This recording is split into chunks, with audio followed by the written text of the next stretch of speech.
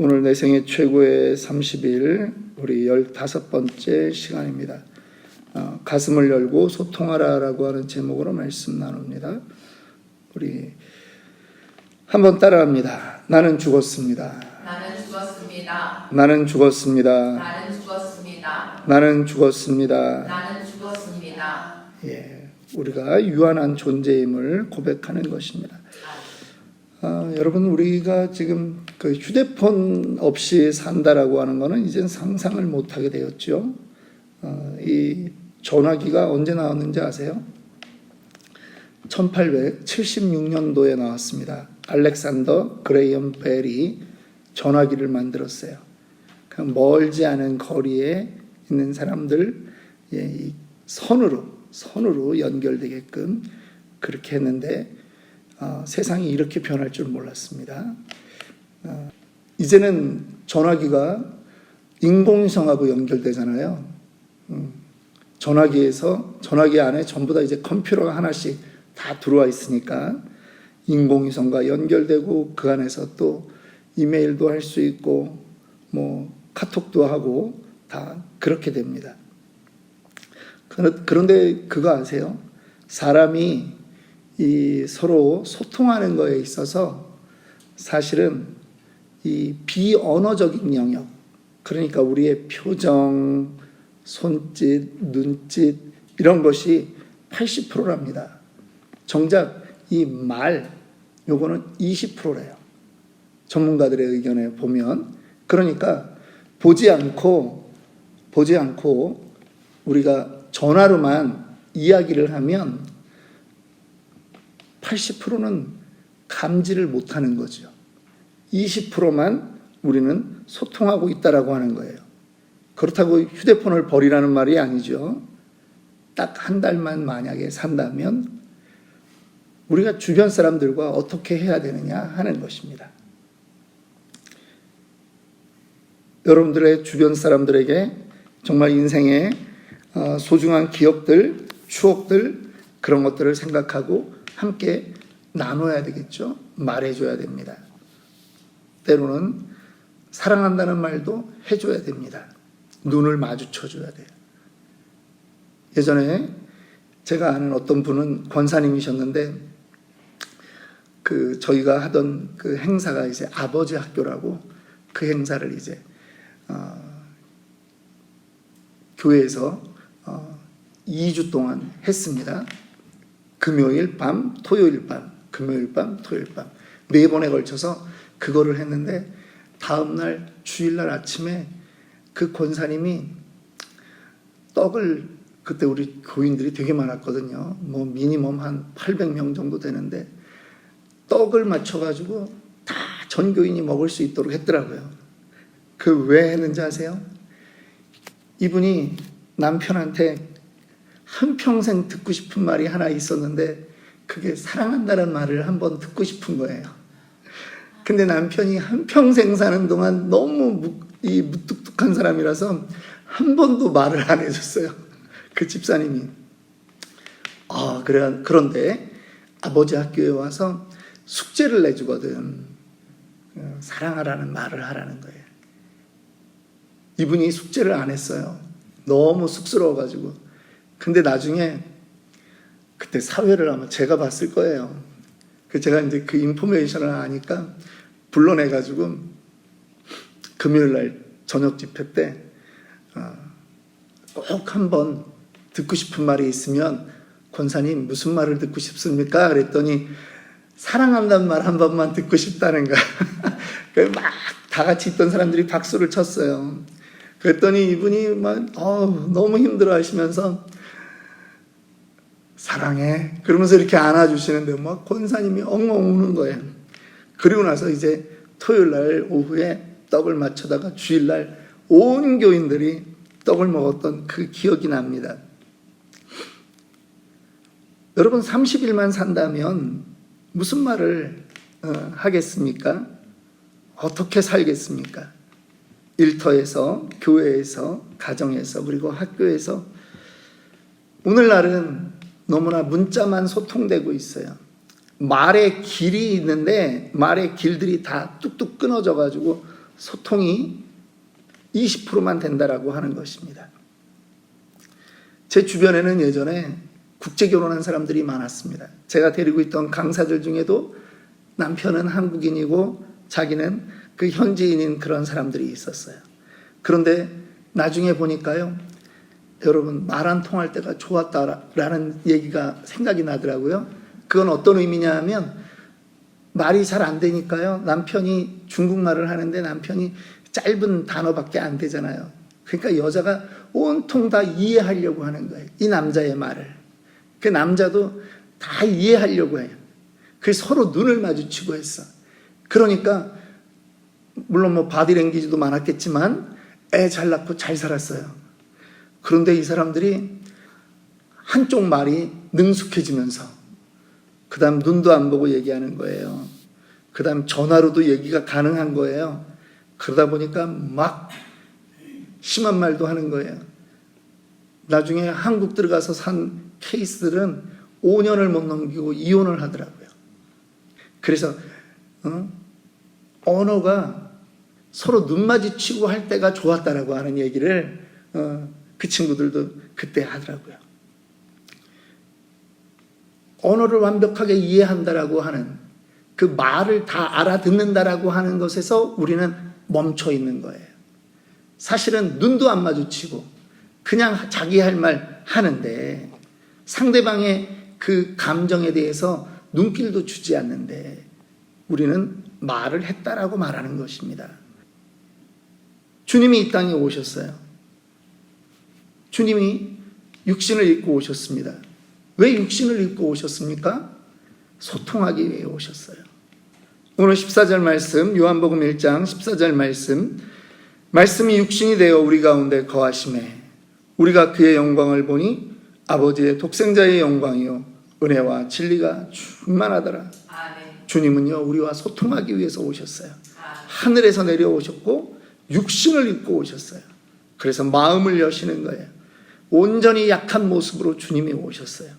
왜 그랬을까요? 우리에게 하나님이 어떤 분인지 알게 하기 위해서 그렇게 하신 거예요. 가장 우리와 소통하고 우리에게 하나님이 어떤 분인지 알려줄 수 있는 가장 좋은 방법은 말귀를 터야 된다라고 하는 거예요. 말의 길을 트기 위해서, 소통하기 위해서 오셨다라고 하는 거예요. 말이 흘러가면 마음이 서로 소통될 수 있기 때문입니다. 마음을 여는 가장 핵심적인 방법은 무엇이라고 생각하세요? 여러분, 시간을 공유해야 되는 거예요. 시간은요, 생명을 나누는 거예요. 그렇지 않습니까? 시간을 함께하는 사람들이 상대를 이해할 수 있어요. 고민을 또 나누기도 해요. 그의 상황이 어떻다라고 하는 것을 다 압니다. 대한민국에 3대 사조직이 있다는 걸 아세요? 설교 준비하면서 찾아봤더니 사조직, 이렇게 대한민국의 사조직 그랬더니 3개가 나오더라고요. 첫 번째는 고려대 동문회가 나와요. 예. 고려대 동문회가 그렇게 끈끈하답니다. 그 다음에 호남 향후회가 있습니다. 그리고 3번째는 해병대 전우회가 있습니다. 요즘도 해병대 전우회는 광화문에 계속 텐트 쳐놓고 모인답니다. 해병대 제 친구들 중에도 있었어요. 휴가들을 나왔는데 제가 해병대가 왜 하나가 되는 줄 알겠더라고요. 육군보다 하나 되는 이 강도가 더 세요. 노래가 이미 걔네들은 다르더라고. 뭐 마시자, 부시자, 때려 부시자, 뭐 이러면서 노래를 부르더라고요. 뭐 별난 조직이 다 있어요. 그런데 해병대는 그 강도, 이 훈련의 강도와 훈련 받을 때의 고통과 그 지내는 것의 어려움을 모든 기수들이 다 아는 거잖아요. 왜? 해병대는 우리나라 전역에 포진되어 있지 않아요. 얘네들은 상륙부대이기 때문에 예를 들면 백령도라든가 김포라든가 저 아래 포항이라든가 이런 몇 군데에만 있는 거예요. 근데 얘네들의 그 훈련 강도는 자존심이 있어서 다른 부대보다 훨씬 세거든요. 그러니까 얘네는 기수로 얘기하잖아요. 근데 이분들이 끈끈할 수 있는 거는 그 시간 함께 했고요. 그 고통을 함께 했던 거예요. 그러니까 서로 이해하는 거예요.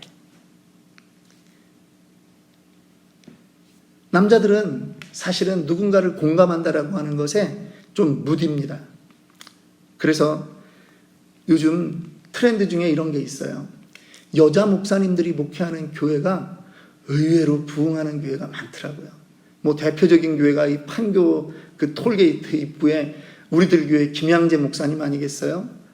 또 대학연합교회? 그죠?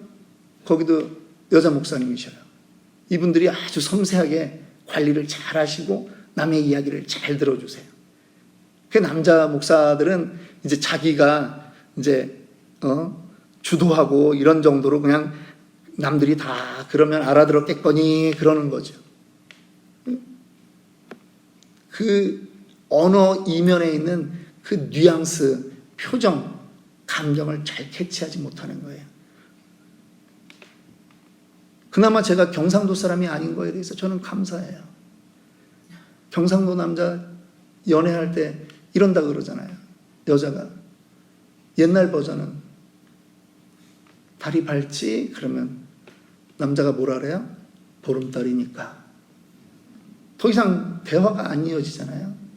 그런데 요즘은 버전이 바뀌었어요. 여자가 달이 밝지? 그러면 경상도 남자는 뭐라 그래요? 와, 달이 네 보러 뭐라 카드나. 웃으라고 해도 잘 안 한다.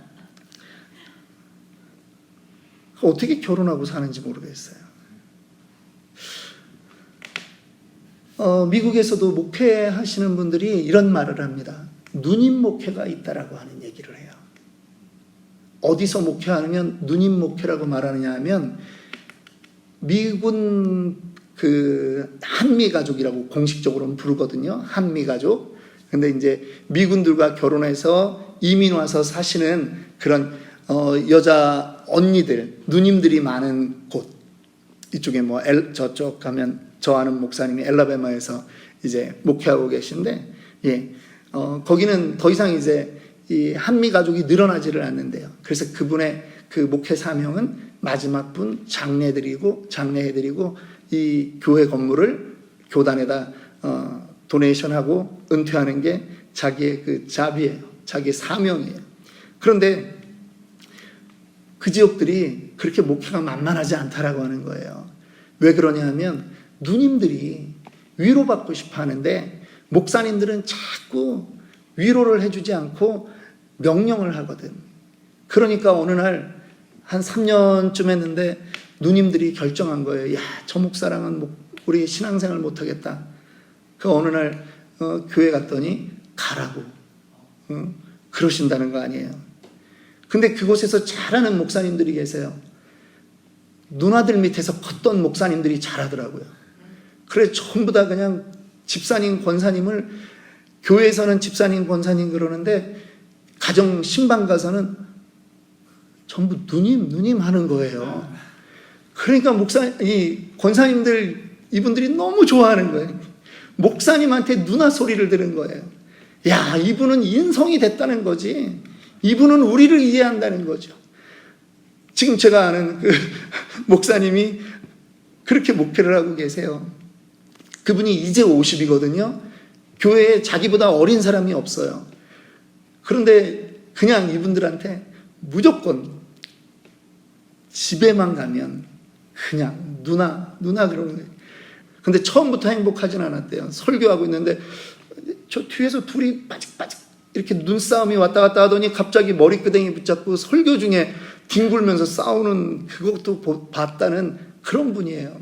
근데 그 교회를 진짜 기경해서 다시 선교 공동체로 요즘 만들고 있고요. 지난주에 그 교회 6분 모시고 지금 유럽에 그 침례교 선교사 3호 대회가 있어요. 세미나. 거기에 밥해 주러 가셨어요.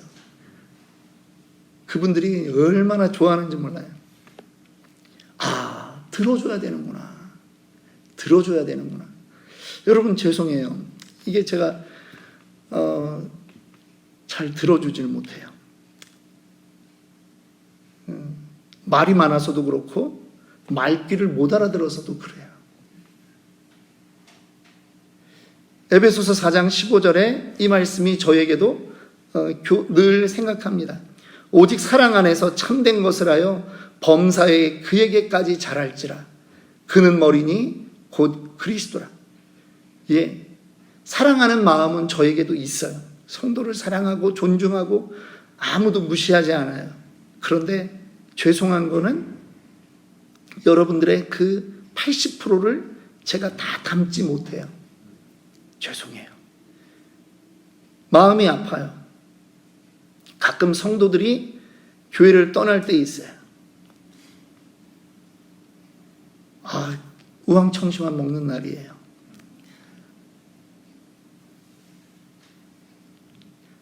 사업하면서도 잘 우황청심환을 안 먹어봤는데 목회하면서 몇 번 먹었어요. 그때는 막 가슴을 치는 거예요.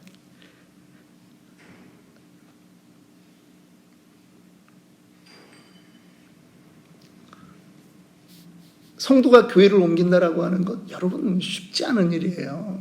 그런데 오죽했으면 여기를 떠났을까라고 하는 마음이 들면 야속한 마음보다는 먼저 죄송한 마음이 들어요.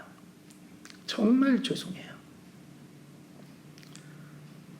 얼마 전에 떠난 가족이 그 애 도울이 됐어요. 제가 찾아보지는 못했지만 제가 카톡을 보냈어요. 저 정말 우리 교회 개척한 다음에 낳은 아이들을 제가 생일 다 기억하거든요. 자연적으로 기억이 되더라고요. 제가 미안하다. 많이 신경 써주지 못해서 미안하다. 아이 돌인데 함께하지 못해 미안하다. 내가 기억은 하고 있다. 그렇게 제가 카톡을 보냈어요. 그래서 저도 이런 문제가 있을 때는 저를 돌아보지만 궁극적으로 저의 이런 문제도 하나님께 맡깁니다. 예레미야 33장 3절에 늘 새벽마다 제가 부르짖고 하는 기도 내용입니다. 이를 행하시는 여호와, 그것을 만들며 성취하는 여호와, 그의 이름을 여호와라 하는 이가 이와 같이 이르시도다. 너는 내게 부르짖으라. 내가 내게 응답하겠고 내가 알지 못하는 크고 은밀한 일을 내게 보이리라. 나는 다 성도의 그 내밀한 부분을 챙기지 못하지만 하나님께 제가 하는 거는 그냥 부르짖는 거예요. 그 사람 이름 불러가면서 부르짖고 우리 성도들 한 가정 한 가정 이름 불러가면서 부르짖는 거예요. 그러면 하나님이 응답하실 뿐만 아니라 우리가 알지 못하는 정말 크고 비밀한 일까지 행하실 것을 믿기 때문입니다. 저는 우리 교회에 몇 안 되는 우리 성도들이지만 기도로 함께 소통이 되기를 원하고요. 서로 얼굴 대면하고 소통하기를 원합니다. 살면서 다른 곳에서는 겹겹이 누군가가 나를 공격할까봐 입고 있었던 그 갑옷을 벗어내고 우리 교회 공동체 안에서는 서로 눈을 마주치고 귀를 기울이고 그렇게 대화하는 소통하는 교회 공동체가 되기를 원합니다. 숙제가 있습니다. 여러분들에게도 추억이 있었겠죠? 모닥불 앞에서의 추억, 함께했던 시간들의 추억, 오늘은 한번 그 추억들을 생각해 보는 시간이 되기를 원합니다. 그리고 오늘 하루 동안은 미디어 금식을 좀 진행해 봅시다. 산만한 것들을 줄이세요. 소중한 사람에게만 집중하는 그러한 시간이 되기를 원합니다. 우리 함께 기도하겠습니다.